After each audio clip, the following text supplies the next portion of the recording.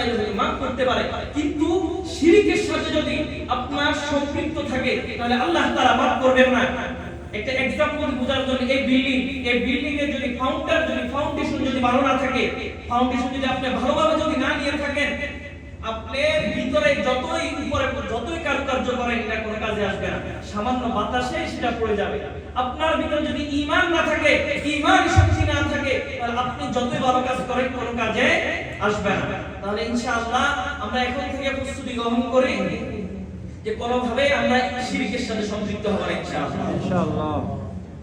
এবং সব সময় আল্লাহ তাআলার কাছে দোয়া করতে হবে যাতে আল্লাহ তাআলা আমাদেরকে শিরক থেকে দূরে রাখেন। তাহলে আজকে যে আলোচনাটা করলাম একটু বলে ইনশাআল্লাহ আলোচনাটা শেষ করে দিচ্ছি।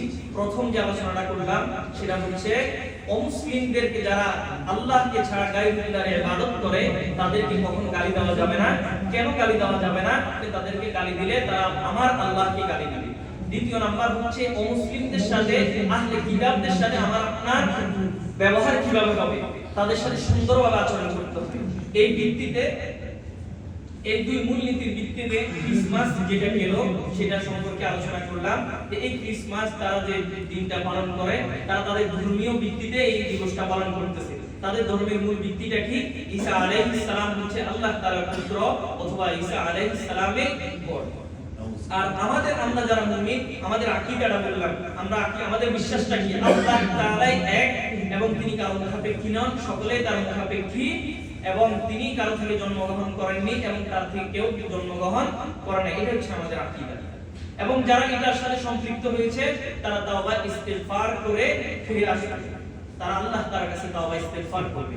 দ্বিতীয়ত বললাম যে 31st নাইট আসছে, এটা ইতিহাস বললাম কোথা থেকে শুরু হলো, আর এটার ভিতরে যে একটা মুশরিকদের শিরকের সাথে শিরকের আখড়া সেটা সম্পর্কে আপনাদেরকে ধারণা দিলাম।